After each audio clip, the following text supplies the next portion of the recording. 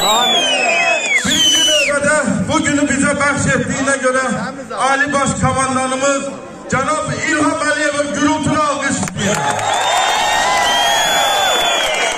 Allah Ali Baş Komandanımızı qorusun.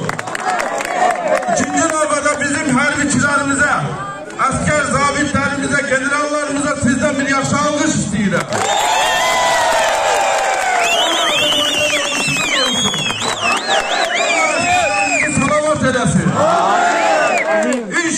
İnşallah bu bayraklarımız hele de dalgalanacak. Daha büyük arazilerde bağlanacak. O günlerin sayı daha da çok olacak. Bugün münasebetiyle her birinizi tebrik ediyorum. Her birinizi bağrıma basıram.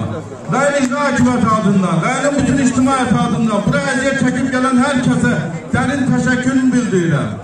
Bu güzel gün tarife yazıldı. 10 noyabr Azərbaycan dövlətində müstakilli qələbə günü kimi qeyd olunacaq indən sonra. Bu günümüz mübarək olsun. Ben sizden her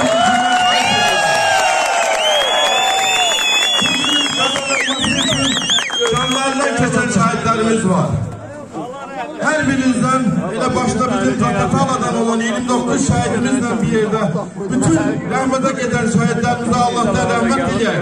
Ve icazetle bu qələbəni bize bəxş ettiğine göre şahit analarına, şahit atalarına, şahitlerin ruhuna karşısında baş eğer Allah onlara rahmet eylesin diye.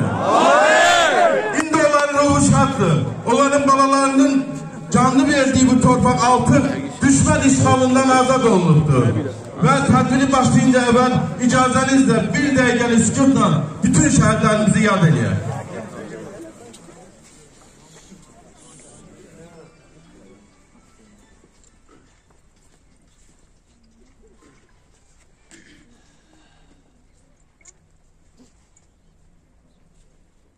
Allah rahmet eylesin. Amin. İnden sonra askerlerimizi Allah korusun.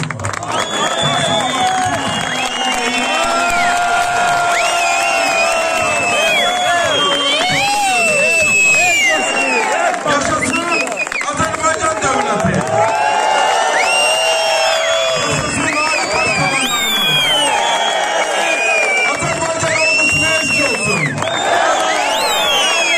Ve bir tedbiri açık elan edirəm, xahiş edirəm, devletin misallar səslənsin. Ondan sonra tedbirimiz devam edəcək. Bir daha her birinizi tebrik edirəm.